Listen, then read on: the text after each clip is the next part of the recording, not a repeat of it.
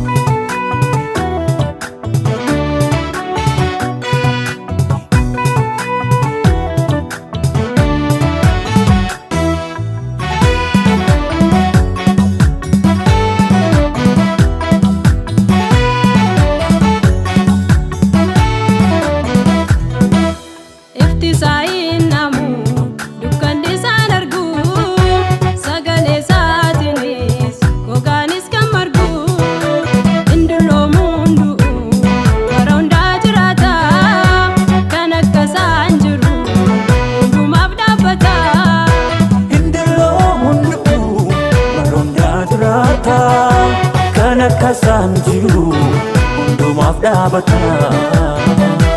Kana kasan jiru hundumaaf dhaabata. Kana kasan jiru baroondaa jiraata. Kana kasan jiru hundumaaf dhaabata. Kana kasan jiru baroondaa jiraata.